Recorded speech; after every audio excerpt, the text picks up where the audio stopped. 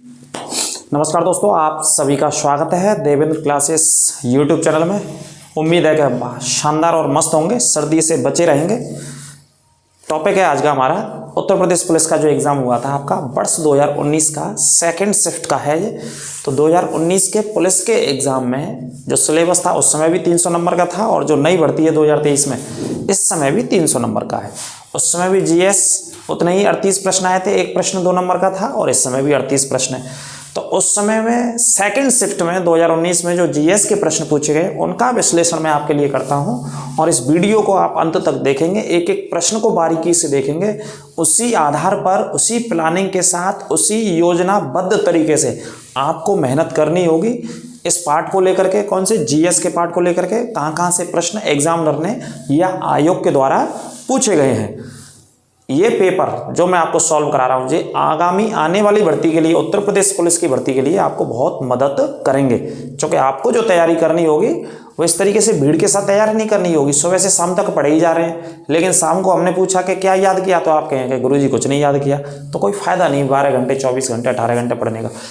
एक योजनाबद्ध तरीके से पूरी प्लानिंग के साथ, पूरे सिलेबस के अकॉर्डिंग और प्रीवियस पेपर्स क्या है उसके अकॉर्डिंग भी आपको तैयारी करनी है। तो जीएस के सभी प्रश्नों को मैंने लिया है, तो चर्चा करते हैं। एक एक प्रश्न को आप नोट भी कर लेंगे और आपकी समझ में आएगा कि आपने कहाँ तक जीएस को पढ़ लिया है और आप कितने पानी में हैं और कहाँ तक आप नहीं पहुँचे हैं। आपको वहाँ तक पहुँचना है, ठीक है। तो अंत तक बने रहें और वीडियो को ज़्यादा से ज़्यादा शेयर कर दें इसे। तो देखिए, वर्ष 2019 का पेपर है ये जीएस का, UP police exam constable second shift का पेपर है ये। तो जीएस के जो प्रश्न आ चुके हैं वो मैं डिस्कस कर देता हूं। 38 प्रश्न कौन कौन से थे। तो एक प्रश्न पूछा था बैंगनी रंग, साइंस का ही क्वेश्चन है। बैंगनी रंग के प्रकाश की काय की पूछी है, बैंगनी रंग के प्रकाश की क्या पूछी है? तरंग दैर्घ्य। तरंग दैर्घ्य का मतलब होता है दूरी, दो स्थानों के मध्य में चली गई दूरी या ज्ञात की गई दूरी को तरंग दैर्घ्य कहते हैं, ठीक है। तो इसमें पूछा क्या है? बैंगनी रंग के प्रकाश, जो बैंगनी रंग का प्रकाश होता है उसकी तरंग दैर्घ्य का जो मान होता है वो लगभग कितना होता है। आप इस तरीके से पढ़ेंगे जैसे ये क्वेश्चंस पूछे हैं। अब इसका मतलब ये नहीं कि ये बैंगनी रंग ही पूछे, आपसे लाल रंग भी पूछ सकता है, आपसे कोई दूसरा रंग भी पूछ सकता है, इससे भी नहीं पूछ सकता। इसके अलावा साइंस के और भी बहुत सारे क्वेश्चंस हैं, लेकिन आपको नॉलेज होगी कि आपको इस तरीके से प्रश्न तैयार करने हैं। तो ये आंसर है उसका 455 mm से 390 m, ठीक है। ये बैंगनी रंग की प्रकाश की क्या होती है? तरंग दैर्घ्य का मान होता है। लाल रंग की भी पूछ लेता है कई बार पेपरों में, है ना। तो ये आपको याद रखना है। दूसरा प्रश्न साइंस का ही था उस पेपर में, जीवाणु का जो आकार होता है वो कैसा होता है ना। जीवाणु का जो आकार होता है, देखो जीवाणु का आकार तो पेपर में लिखा था उसने, अंडाकार होता है, गोलाकार होता है। ऐसे जीवाणु को क्या कहा जाता है? तो जिसका साइज, जिसकी आकृति कैसी हो? अंडाकार, मतलब अंडे जैसे आकार की, ठीक है। और दूसरा क्या लिखा है? गोलाकार, बिल्कुल गोलाकार की। तो क्या बोलते हैं ऐसे जीवाणु को? कोकस बोलते हैं। ऐसे जीवाणुओं को क्या बोलते हैं? कोकस बोलते हैं, ठीक है। सिंपल क्वेश्चन है, कोई दिमाग नहीं लगाना, ज़्यादा रॉकेट साइंस नहीं। उसने सिर्फ जीवाणु लिखा और उसने कह दिया कि भाई जीवाणु बैक्टीरिया होते हैं, इंग्लिश में क्या बोलते हैं इनको? बैक्टीरिया। इनके माध्यम से क्या होती है? बहुत सारी बीमारियां फैलती हैं, लाभदायक भी हैं जो हमारी समाज के लिए, ठीक है, बहुत सारे कार्यों के लिए, और नुकसानदेह भी हैं, दोनों ही काम करते हैं। तो बस ये पूछा था कि अंडाकार और गोलाकार होता है, उसे कहते क्या है भैया? आंसर क्या है उसका? नाम क्या? तो कोकस बोलते हैं, ठीक है। ये दो प्रश्न साइंस के, और आगे जैसे आएंगे बताते चलेंगे आपको। तीसरा, पहली महिला मुख्यमंत्री पूछी थी उत्तर प्रदेश की, पहली महिला मुख्यमंत्री। तो आपको पता है उत्तर प्रदेश की पहली महिला मुख्यमंत्री कौन थी? सुचेता कृपलानी। वर्ष 1963 में बनी थी जी। कौन सी वर्ष में बनी थी? 1963 में। प्रश्न इंपॉर्टेंट हैं, प्रश्न रिपीट भी हो जाते हैं। जीएस के प्रश्न तो आपको पढ़ना ही चाहिए और एक एक लिख लेना इस क्लास से, ठीक है। ये 2019 का पेपर है जीएस का, सेकंड शिफ्ट का। तो सुचेता कृपलानी उत्तर प्रदेश की पहली महिला मुख्यमंत्री थी, और पहली महिला राज्यपाल सरोजिनी नायडू थी। और पहले पुरुष मुख्यमंत्री की बात करें तो गोविंद वल्लभ पंत थे उत्तर प्रदेश के पहले मुख्यमंत्री। इस बात को भी नोट कर लीजिएगा, ठीक है। आगे बात करते हैं। ये भी देखो साइंस से क्वेश्चन पूछा था, तो कितने को साइंस के क्वेश्चन हो गए? 1, 2 और तीसरा। कौन से लवण में? क्रिस्टलन जल, क्रिस्टलन जल के 10 अणु नहीं होंगे। कौन से जल में, सॉरी कौन से लवण में, है ना, कौन से सॉल्ट में, इंग्लिश में क्या बोलेंगे? सॉल्ट में क्रिस्टलन जल के कितने अणु नहीं होंगे? 10 अणु नहीं होंगे, ये पूछा है। तो कौन सा आंसर आता है इसका? एप्सम लवण होता है एक। क्या होता है? एप्सम लवण या एप्सम सॉल्ट। इसमें 10 अणु नहीं पाए जाते हैं। ठीक है, ये कहाँ का क्वेश्चन है? ये केमिस्ट्री से लिया गया क्वेश्चन है, ये रसायन विज्ञान से लिया गया क्वेश्चन है। तो एक एक प्रश्न आपको मिल सकता है तीनों से, ये संभावना है। हो सकता है बायोलॉजी से भी आ जाए, कई शिफ्टों में बायोलॉजी से भी पूछें। अच्छा, अब आगे बात करते हैं, स्वतंत्र भारत के पहले रक्षा मंत्री कौन थे? ये प्रश्न पूछा गया है। स्वतंत्र भारत के पहले रक्षा मंत्री थे आपके बलदेव सिंह। कौन थे? बलदेव सिंह। क्वालिटी बढ़ा करके देखा करें, आप एडवांस सेटिंग में जाकर के क्वालिटी बढ़ा करके आप क्लास को देखें, आराम से आपको साफ दिखेगी और एक एक प्रश्न दिखेगा। प्रीवियस पेपर सॉल्व करना आपको बेहद जरूरी है, इसी के आधार पे आप अच्छे मार्क्स ला पाएंगे। कहाँ तक आपको पढ़ना है? तो पहले रक्षा मंत्री पूछे बलदेव सिंह, स्वतंत्र भारत के पहले। ठीक है, इसके अलावा गृह मंत्री भी पूछ सकता है, इसके अलावा और भी पूछ सकता है आपसे और भी पदों को। प्रधानमंत्री कौन थे पहले, गृह मंत्री कौन थे पहले, है ना। अंतरिम सरकार कब बनी? 2 सितंबर 1946 को। किसकी अध्यक्षता में? प्रधानमंत्री उस समय जवाहरलाल नेहरू जी की अध्यक्षता में। ठीक है, या जवाहरलाल नेहरू थे पहले प्रधानमंत्री भारत के, तो अंतरिम सरकार उन्हीं के समय बनी। और वायसराय कौन था इधर? लॉर्ड माउंटबेटन आ गया था तब तक वायसराय, है ना। लॉर्ड वेवेल चले गए थे और माउंटबेटन आ गया था भारत में, तो उस समय की ये घटना है। तो उसी सरकार में ये पहले रक्षा मंत्री थे, ये पॉइंट नोट कर लेना। पहले शिक्षा मंत्री भी कई बार पूछा जाता है, पहले शिक्षा मंत्री अबुल कलाम आजाद थे, इनको भी नोट कर लीजिएगा। भारत के पहले शिक्षा मंत्री अंतरिम सरकार में, स्वतंत्र भारत के। स्टैच्यू ऑफ यूनिटी, ये प्रश्न पूछा पुलिस के पेपर में आपका। स्टैच्यू ऑफ यूनिटी कौन सी नदी पर है? नर्मदा नदी पर। कौन से राज्य में है? आप जानते हैं, गुजरात में स्थित है। कौन से राज्य में? गुजरात में स्थित है। और गुजरात के कौन से इलाके में है? केवड़िया वाले इलाके में है। और इसकी हाइट की बात करें तो दुनिया की सबसे ऊंची मूर्ति है 182 मीटर। 182 मीटर हाइट है, विश्व की सबसे ऊंची मूर्ति है नर्मदा नदी पर, स्टैच्यू ऑफ यूनिटी। नर्मदा को भी याद रखना, पश्चिमी भारत में बहने वाली सबसे लंबी नदी है, जो कि रिफ्ट घाटी बनाते हुए खम्मात की खाड़ी में गिरती है, अरब सागर में गिरती है। ठीक है, इस पॉइंट को नोट कर लेना। आगे बात करते हैं, पुष्प के बारे में पूछा है। फूल होते हैं ना, फूल, पुष्प के परागकोश में काय का उत्पादन होता है, ये पूछा था। जो परागकोश होता है पुष्प का, जो ऊपर वाला डंठल होता है, उसमें काय का उत्पादन होता है? पराग बोलते हैं उस शब्द को, पराग का उत्पादन होता है। ये कैसे बायोलॉजी से ले लिया, पुष्प से, पेड़ पौधों से क्वेश्चन उठा लिया जो पुष्प के बारे में, है ना। आ जाता है, सिंपल है, पढ़ते आ रहे होंगे बच्चे कब से, जो साइंस पढ़ते आ रहे होंगे वो क्लास 7 से 6th 9th 10th की क्लास में देखोगे तो ये लिखा मिलेगा खूब बहुत अच्छे से चित्र के सहित। लेकिन ये क्वेश्चंस कहाँ हैं? नौकरी के लिए भी आते हैं, तो घबराना बिल्कुल नहीं है और चैनल के साथ जुड़े रहिए, एक एक प्रश्न आपको बताएंगे, कराएंगे। अगला प्रश्न क्या पूछा है? इलाहाबाद विश्वविद्यालय, जो कि आपको पता ही है उत्तर प्रदेश का सबसे पुराना विश्वविद्यालय इलाहाबाद विश्वविद्यालय है। स्थापना कब हुई थी? 1887 में। अभी भी क्या नाम है इसका? इलाहाबाद विश्वविद्यालय, जबकि इलाहाबाद का नाम प्रयागराज कर दिया गया है, आपको पता ही है। स्थापना किसने करी? विलियम मोयर ने स्थापना करी थी। स्थापना किसने करी थी? विलियम मोयर ने। स्थापना करने वाले का भी नाम लिखो, स्थापना की वर्ष भी लिखो, 1887 की बात है ये। ठीक है,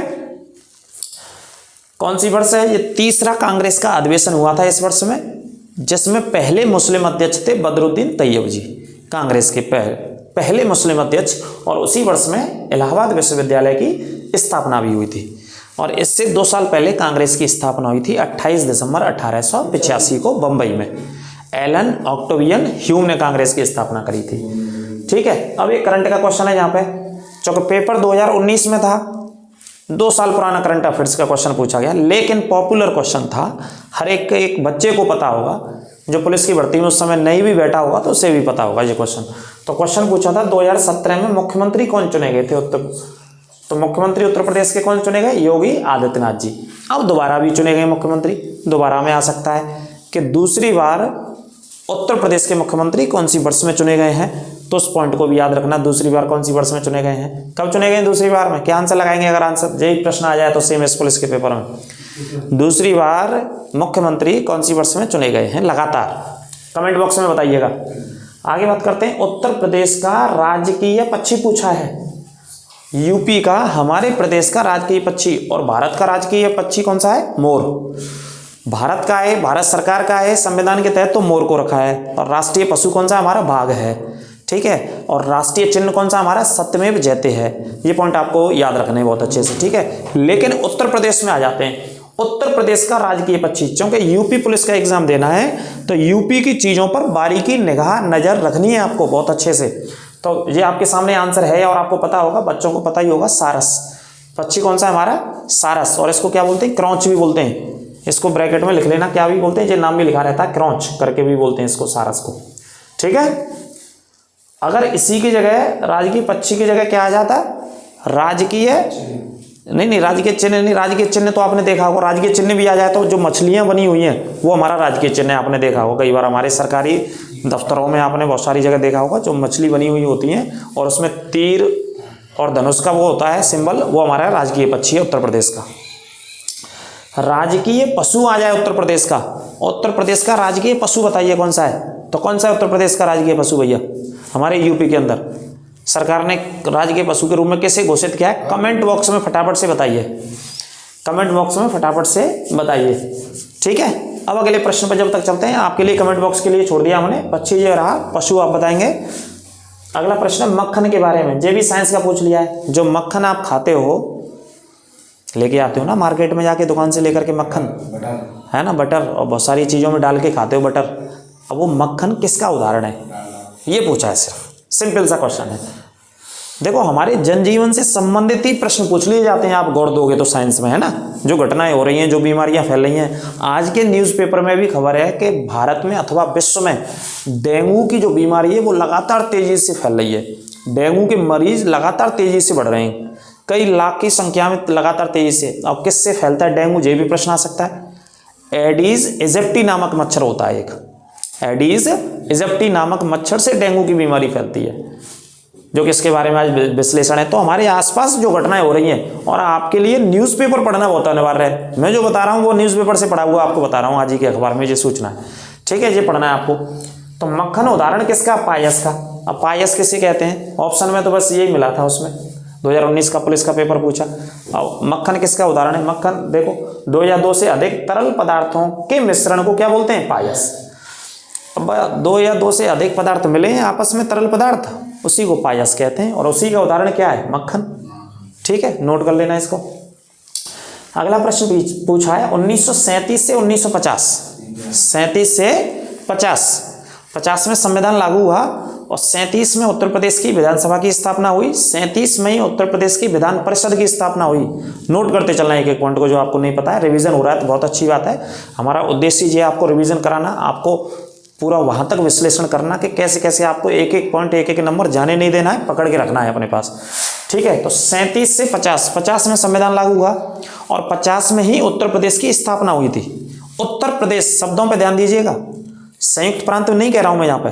50 में उत्तर प्रदेश की स्थापना हुई और 1937 में संयुक्त प्रांत की स्थापना हुई। तो प्रश्न ये था 37 से 50 तक यूपी को किस नाम से जाना जाता था? तो संयुक्त प्रांत के नाम से जाना जाता था।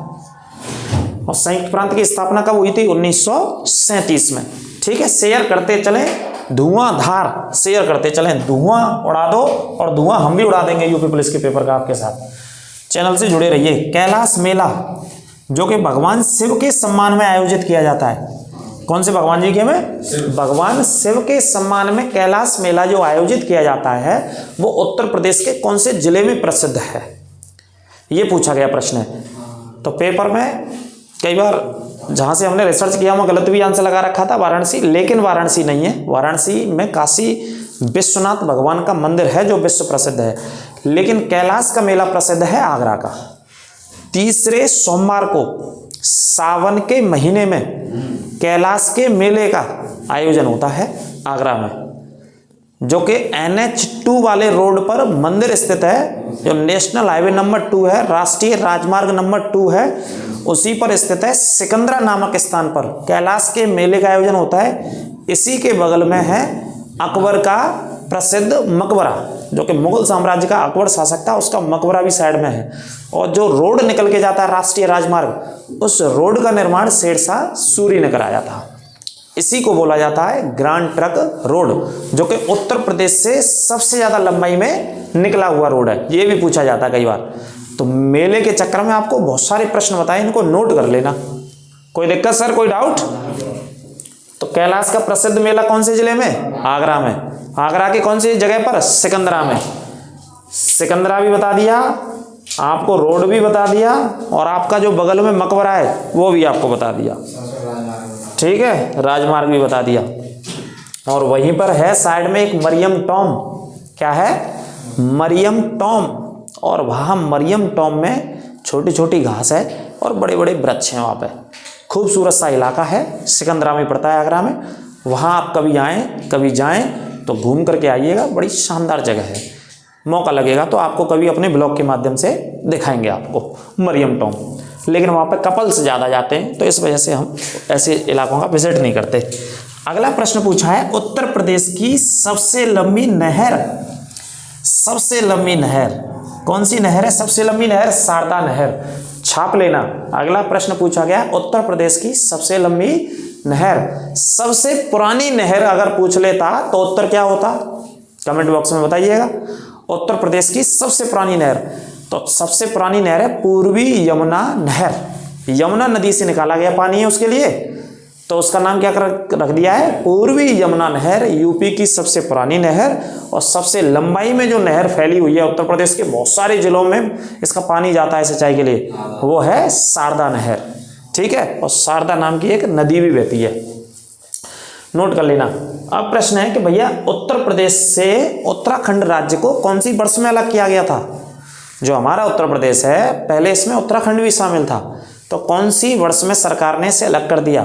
तो वर्ष 2000 में नवंबर के महीने में, नवंबर सन 2000 में अटल बिहारी वाजपेयी जी भारत के प्रधानमंत्री थे, उनके रहते हुए उन्हीं के द्वारा उत्तराखंड को उत्तर प्रदेश से विभाजित कर दिया गया था। तो सिर्फ आपसे वर्ष पूछी गई है, कौन सी वर्ष थी? वर्ष 2000 थी, सन 2000 थी, इसको नोट कर लेना, ठीक है। अगले पॉइंट की बात करते हैं। अगला जो पॉइंट पूछा गया है, वर्ष 1930 में नोबेल पुरस्कार सीवी रमन को कौन सी विषय में दिया गया था? कौन सी विषय में मिला था? डॉक्टर सीवी रमन, जो कि भारतीय मूल के व्यक्ति थे, भारत में ही जन्म हुआ था, ठीक है। तो डॉक्टर सीवी रमन को फिजिक्स में नोबेल पुरस्कार दिया गया था। किस में नोबेल पुरस्कार? फिजिक्स में। किसके लिए? रमन प्रभाव, इनके नाम से ही वो इफेक्ट जाना जाता है, रमन प्रभाव के लिए 1930 में नोबेल पुरस्कार डॉक्टर सीवी रमन को दिया गया था, ठीक है। और इन्हीं की याद में भारत में विज्ञान दिवस भी मनाया जाता है, आई थिंक 28 फरवरी को, यदि मैं गलत नहीं हूं तो, ठीक है। तो सीवी रमन को नोबेल पुरस्कार। अगला जो जाने माने लेखक हैं विक्रम सेठ, इनकी किताब पूछ ली थी ब्रिस्टल टेल्स, जो 10 कथाओं का एक नित्य ग्रंथ था। कितनी? 10 कथाओं का एक ग्रंथ था, इसी के बारे में पूछा गया विक्रम सेठ की इस पुस्तक को। तो पुस्तक तो जो चर्चा में कोई भी आ सकती है, ये सिर्फ करंट अफेयर्स पे डिपेंड करेगा, आप चिंता ना करें, ठीक है। अगला प्रश्न, हरवंश राय बच्चन जी के बारे में पूछा कि आखिरी कविता कौन सी वर्ष में उनके द्वारा रची गई? तो 1984 में आखिरी कविता की वर्ष पूछ ली गई थी, है ना, आप समझ रहे हैं। हिंदी का भी प्रश्न हो गया जे और जीके का भी प्रश्न हो गया, दोनों प्रश्न हो गए कि नहीं हो गए? हरवंश राय बच्चन हिंदी के जाने माने कवि रहे और जीके में प्रश्न आया है उनसे, वर्ष में पूछा है कि उनकी आखिरी रचना के बारे में। तो 1984 उस समय थी इंदिरा गांधी और उनके बाद पुत्र बने राजीव गांधी। रक्त समूह, ये फिर बायोलॉजी का क्वेश्चन है, इसी तरीके से क्वेश्चंस देखने को मिलेंगे और ऐसे ही आपको बायोलॉजी का और हर पोर्शन का रिवीजन करना है, इसी को ध्यान में रखते हुए। रक्त समूह, रक्त समूह क्या होता है? जैसे किसी का ब्लड ग्रुप ए होता है, किसी का बी पॉजिटिव होता है, किसी का ए बी होता है, किसी का ओ होता है, इन्हीं को मिलाकर के क्या बोलते हैं? रक्त समूह। तो ये अलग अलग जो रक्त समूह खोजे वो कौन से वैज्ञानिक ने? कार्ल लैंड स्टीनर ने रक्त समूह की खोज की थी। और सिर्फ प्रश्न यह आ जाए कि रक्त की खोज किसने की? मुद्दा यह है आपके सामने और हमारे सामने कि रक्त की खोज किसने करी। रक्त एक तरल संयोजी ऊतक होता है, ठीक है, कनेक्टिंग टिश्यू बोलते हैं इसको, जो कि बहुत सारी चीजों से मिलकर के बना है। इसमें पानी भी होता है, प्लाज्मा भी होता है, आरबीसी, डब्ल्यूबीसी, है ना, बहुत सारे घटक होते हैं रक्त के अंदर। तो कनेक्टिंग क्या बोलते हैं? टिश्यू बोलते हैं इसको, टिश्यू माफ कीजिए, ऊतक बोलते हैं, संयोजी ऊतक बोलते हैं, है ना। टिश्यू मीन्स ऊतक होता है। अगर प्रश्न आ जाए कि रक्त की खोज किसने की, तो आंसर लगाएंगे विलियम हार्वे। विलियम हार्वे नामक वैज्ञानिक ने रक्त की खोज करी और रक्त समूह की खोज कार्ल लैंड स्टीनर ने करी। अगला प्रश्न ये करंट का ही था। स्टक्सनेट कंप्यूटर वायरस है एक, जिसने हमला किया था ईरान के परमाणु कार्यक्रम में 2007 में। ये ज़्यादा चर्चा में रहा होगा क्वेश्चन, तो इस वजह से एक कंप्यूटर का पूछ लिया था, कंप्यूटर का क्वेश्चन है वायरस के बारे में। ठीक है, अगला प्रश्न है वर्ल्ड ज्योग्राफी से, विश्व के भूगोल से उठाया हुआ प्रश्न है। अमेरिका का ऐसा कौन सा राज्य है जो अन्य राज्यों से सीमा नहीं बनाता है? अमेरिका का ऐसा कौन सा राज्य है, यूनाइटेड स्टेट ऑफ अमेरिका का, जो अन्य राज्यों से सीमा नहीं बनाता है? अब भाई जैसे भारत के राज्य हमारे, अगर भारत में आ जाए कि भारत का एक ऐसा राज्य बताओ जो भारत से सीमा नहीं बनाता है, लेकिन है भारत का, लेकिन भारत में ऐसा कोई राज्य नहीं है, सभी के सभी राज्य भारत के ही हैं और भारत से आपस में सीमा बनाते हैं। लेकिन दुनिया के बहुत सारे देशों में ऐसी स्थितियां हैं, भौगोलिक स्थिति आपको मिलेंगी वर्ल्ड ज्योग्राफी में। जैसे उदाहरण के तौर पे अमेरिका का ये क्वेश्चन जो पुलिस में पूछा है 2019 में, इससे पहले कई बार पीसीएस की परीक्षाओं में और अलग अलग एग्जाम्स में पूछा जा चुका है। ठीक है, तो अलास्का एक ऐसा राज्य है अमेरिका का जो अमेरिका से सीमा नहीं बनाता है, कनाडा से लगा हुआ है अलास्का राज्य। तो आंसर क्या है इसका? अमेरिका का ही राज्य है, लेकिन अलास्का राज्य है जो किससे सीमा नहीं बनाता है? अमेरिका से नहीं बनाता है, कनाडा से लगा हुआ है, लेकिन राज्य किसका है? अमेरिका का। अलास्का वो राज्य है कि इस राज्य में सबसे ज़्यादा बर्फबारी होती है, सबसे ज़्यादा ठंड पड़ रही होगी इस समय अलास्का राज्य में, कनाडा से लगा हुआ है। इस राज्य को रूस से अमेरिका ने खरीदा था आज से कई सौ साल पहले। ठीक है, रूस का राज्य हुआ करता था जी, अमेरिका ने इसे खरीद लिया, अब अमेरिका का शासन रहता है। माउंट मैकिनले जो सबसे ऊंची चोटी है अमेरिका की, उत्तरी अमेरिका की, वो इसी राज्य में स्थित है, माउंट मैकिनले, या इसको डेनाली बोलते हैं। उत्तरी अमेरिका की सबसे ऊंची चोटी कौन सी है? डेनाली। इसका पुराना नाम क्या था? माउंट मैकिनले, लिख लेना। कौन से राज्य में? अलास्का में स्थित है, और इसी से होकर के ये पर्वत श्रृंखला निकलती है। ठीक है, आगे बात करते हैं भारत और पाकिस्तान के मध्य जो जल संधि है, भारत और पाकिस्तान के मध्य में क्या है? जो जल संधि स्थित है, उस जल संधि को किस नाम से जाना जाता है? पाक जल संधि के नाम से जाना जाता है। कौन सी जल संधि? पाक जल संधि। अब ये तो मैंने आपको हजारों बार पढ़ा रखे हैं, इसमें से 99% साइंस के एक दो प्रश्नों को छोड़ दें तो सारे प्रश्न मैंने ऑफलाइन सेंटर्स में पढ़ा रखे हैं, एक आध लाख बार बच्चों को रिवीजन करा रखा है, सभी की किताबों में लिखे रखे होंगे ये क्वेश्चंस। ठीक है, कॉपियों में।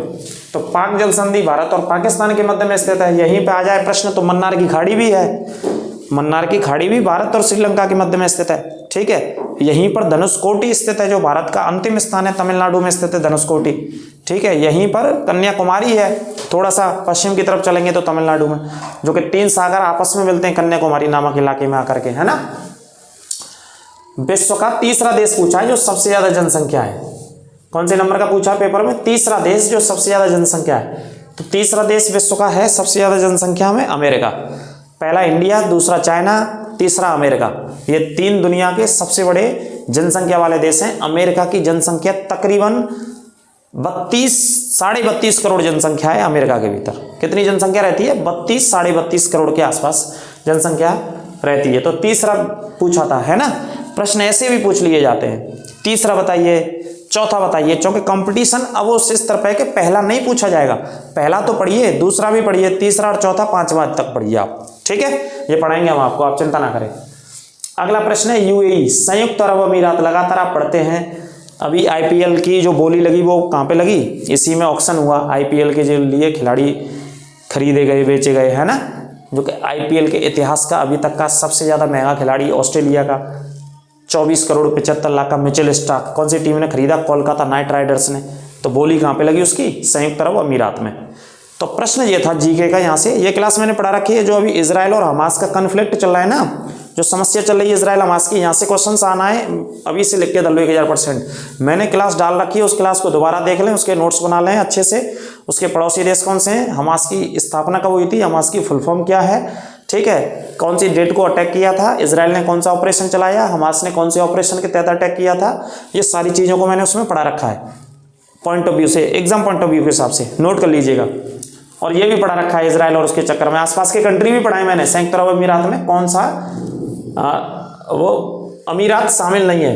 तो ऑप्शन था उसमें मस्कट। मस्कट ओमान की राजधानी है, तो ओमान तो एक अलग देश है, लेकिन यूएई में बहुत सारे 6 या 5 क्या है अमीरात शहर। जैसे शारजाह नाम सुना होगा आपने, शारजाह कहाँ पे पड़ता है? यूएई में। दुबई कहाँ पे है? यूएई में। अबू धाबी कहाँ पे है? यूएई में। ये तो सुने ही होंगे आपने। तो ऐसे ही पूछा था कि यूएई में कौन सा शहर शामिल नहीं है, तो मस्कट शामिल नहीं था इसका। ठीक है, अगला पूछा बहरीन की राजधानी, ये मैंने पढ़ा रखे हैं, आप इजराइल और हमास के ऊपर हमारी वीडियो देखिएगा करंट अफेयर्स में, सारे कंट्रीज बता रखे हैं मैंने पश्चिमी एशिया के, उनकी राजधानी बता रखी हैं, उनके महत्वपूर्ण कार्य बता रखे हैं मैंने, किस लिए फेमस है विश्व में वो बता रखा है। ठीक है सर, बहरीन की राजधानी मनामा है, बहरीन की राजधानी पूछ ली है। हो सकता है कोई और देश की राजधानी पूछेगा पेपर वाला, तो राजधानी आपको देखते रहना है और याद करनी है। ठीक है, पहली महिला लोकसभा की अध्यक्ष कौन थी?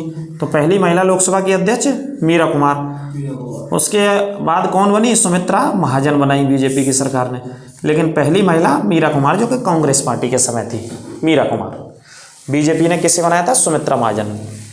मीरा कुमार जो कि बिहार से आती हैं, बिहार के एक जाने माने नेता की लड़की थी, पहली महिला लोकसभा अध्यक्ष कांग्रेस पार्टी के द्वारा बनाया गया था इनको। ठीक है, अब अगला प्रश्न है 1857 की क्रांति से। 1857 का जो सिपाही विद्रोह था वो कहाँ से शुरू हुआ था? मेरठ से। ये मैं बता चुका हूँ आपको कई बार, ये प्रश्न पूछा गया है। कहाँ से शुरू हुआ था? मेरठ से। 1857 की क्रांति का विद्रोह देवीराम ने नेतृत्व किया था। यहाँ से किसने नेतृत्व किया? देवीराम से। और तारीख कौन सी थी? 10 मई, लिख लेना, 10 मई 1857 की बात है, मेरठ से। खांडवी एक भोजन का नाम है, अल्पाहार भोजन, ये कौन से राज्य में फेमस है? गुजरात में। अगला प्रश्न पूछा है 30 मई 1826 को भारत का पहला अखबार निकाला गया था, पहला हिंदी का अखबार, उसका नाम बताइए क्या है? क्या पढ़ा रखा है आपको? कमेंट बॉक्स में फटाफट से बता दीजिए।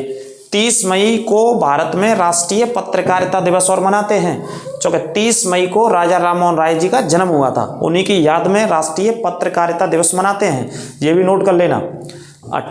30 मई 1826 को भारत का पहला अखबार उद्दंड मार्तंड, कौन सा? उद्दंड मार्तंड निकाला गया था, भारत का पहला हिंदी का अखबार था उद्दंड मार्तंड, लिख लेना। ठीक है, कहाँ से? कलकत्ता से ही निकाला गया था। और इसके पहले जो संपादक थे, निकालने वाले जो व्यक्ति थे, जो हेड थे इस अखबार के, वो जुगल किशोर थे, पंडित जुगल किशोर। कहाँ के रहने वाले थे? कानपुर के रहने वाले थे पंडित जुगल किशोर। लेकिन उन्होंने अखबार कहाँ से निकाला? अखबार निकाला आपका कलकत्ता से। और पहला अंग्रेजी का भी अखबार कहाँ से निकला? कलकत्ता से। पहला अंग्रेजी का अखबार 1780 में निकला। ठीक है, यदि मैं गलत नहीं, हाँ 1780 में निकला था। और जो अखबार निकालने वाले व्यक्ति थे वो कौन थे? हिक्की नाम के अंग्रेज थे, जेम्स हिक्की।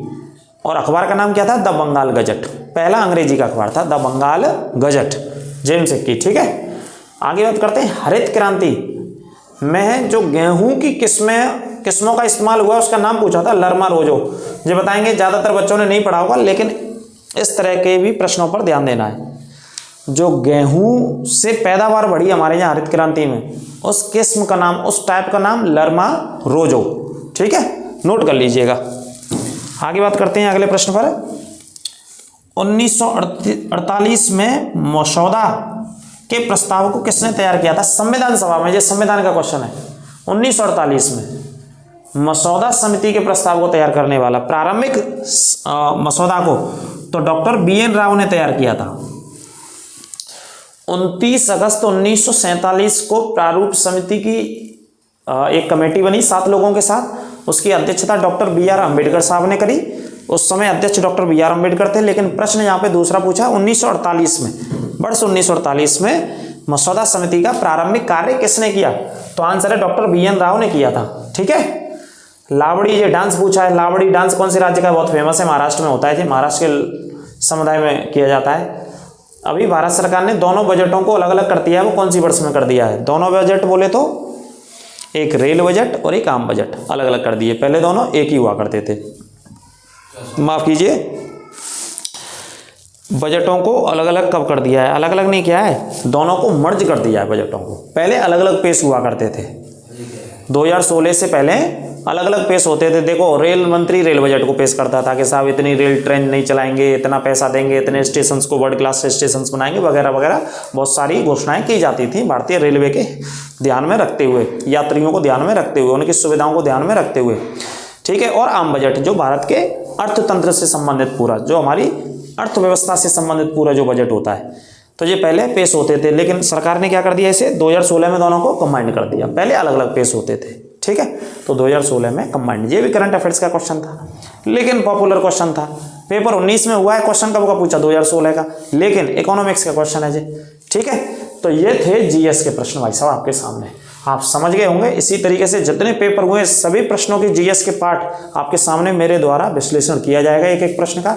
उसी आधार पर आपको तैयारी करनी है, उसी आधार पर प्रश्नों को आपको देखना है, उसी आधार पर हम भी आपको पढ़ाएंगे एक एक टॉपिक। आप चिंता ना करें, हम तो पूरा विश्लेषण करके पढ़ाएंगे कि क्वेश्चंस कहाँ से पूछें, किस स्तर पर, किस आधार पर आपको तैयारी करानी है। चैनल के साथ जुड़े रहें, ज़्यादा से ज़्यादा शेयर करें चैनल को, और बिल्कुल निःशुल्क और फ्री ऑफ कॉस्ट कोर्स आप देवेंद्र क्लासेस यूट्यूब चैनल पर उत्तर प्रदेश पुलिस का पढ़ते रहिए। अपना ख्याल रखिए, मस्त रहिए और लगातार मेहनत करते रहिए और आकर्षणों से बचे रहिए। जो आकर्षणों से बचे रहेंगे वही सफलता तक पहुंच पाएंगे। जहां आप आकर्षणों में डूब गए वहां से सफलता आपसे दूरी बना लेगी। तो इस वजह से आकर्षणों से बच करके पूरी ईमानदारी से आपका ध्यान कहाँ होना चाहिए, सिर्फ और सिर्फ किताबों से। आगे आने वाले 3-4 महीने आपको मोहब्बत किसी और से नहीं करनी है, प्यार किसी और से नहीं करना है, सिर्फ किन से करना है, किताबों से। किताबों को अपना सहयोगी बनाइए, सच्चा मित्र बनाइए, जो कि आपको बहुत आगे तक ले जाएंगे। और उसके अलावा चैनल के साथ, देवेंद्र क्लासेस चैनल के साथ हम आपके साथ उपलब्ध हैं। कंधे से कंधा मिला करके पूरी तन्मयता के साथ तैयारी कराएंगे आपको जोरदार से, शानदार तरीके से। पढ़ते रहिए और जुड़े रहिए हमारे चैनल के साथ। मिलेंगे अगली क्लास में। नमस्कार, राधे राधे।